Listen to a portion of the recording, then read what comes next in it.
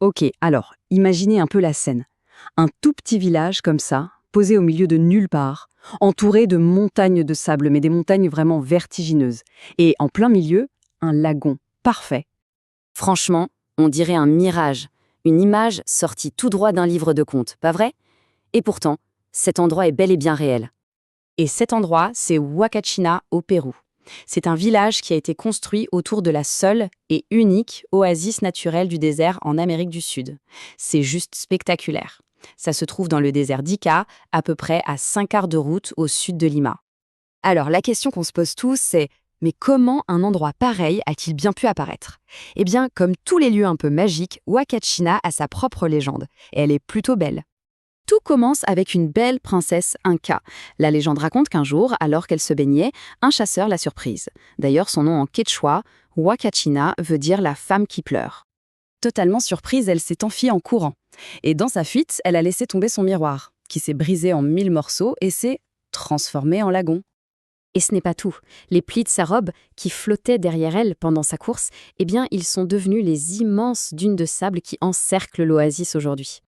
Et on raconte même qu'elle vit toujours au fond de l'oasis, transformée en sirène, comme une gardienne éternelle de ses eaux. Donc, voilà pour la légende.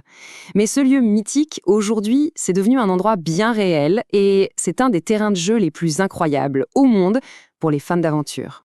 Et l'activité numéro 1 là-bas, c'est le tour en arénero. En gros, un buggy des sables. C'est comme être dans des montagnes russes mais en plein désert. Ça dévale les dunes à une vitesse folle. Et quand on parle de dunes, il faut voir la taille. Elles peuvent atteindre jusqu'à 500 mètres de haut. C'est énorme. Autant dire que c'est le spot parfait pour l'autre attraction phare, le sandboard. Alors, le concept est simple. Le buggy vous emmène tout en haut d'une dune immense. Là, on prend une planche et c'est parti. Pour les débutants, le plus simple et le plus fun, c'est de s'allonger sur le ventre et de se laisser glisser. C'est rapide, c'est sûr, et la montée d'adrénaline est juste garantie. Mais attention, Huacachina, ce n'est pas que de l'adrénaline et de la vitesse. Non, non, l'oasis cache aussi un côté beaucoup plus calme. En fait, c'est vraiment ça qui est fou avec Huacachina. D'un côté, on a le grand frisson, les buggies, le sandboard à fond sur les dunes géantes, et de l'autre, le calme absolu. Des petites balades en pédalo sur le lagon ou des randos tranquilles pour voir des couchers de soleil incroyables. On peut très bien passer l'après-midi à se balader sur l'eau ou alors grimper tout en haut d'une dune pour attendre le coucher du soleil. Et là, c'est un spectacle inoubliable. Le ciel passe par toutes les couleurs, doré, orange, violet. Il y a aussi des petits restos, des boutiques et on peut même visiter des vignobles de pisco juste à côté, à Ica. Bon, alors, si après tout ça, l'idée de visiter cet endroit de rêve commence à germer, voici un petit guide pratique pour bien s'organiser. Pour s'y rendre, c'est assez simple en fait.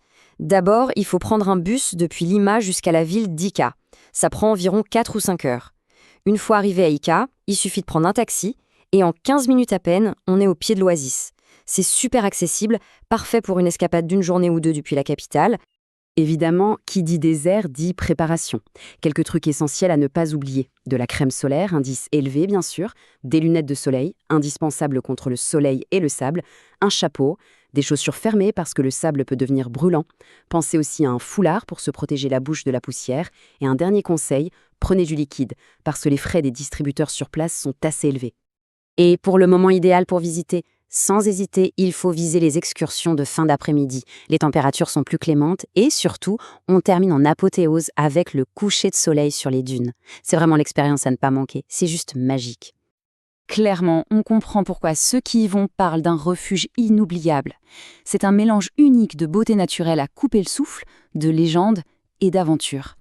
Au final, Huacachina, c'est l'histoire des larmes d'une princesse qui sont devenues un immense terrain de jeu moderne. C'est le genre d'endroit qui nous rappelle qu'il y a des lieux absolument incroyables sur notre planète qui ne demandent qu'à être explorés,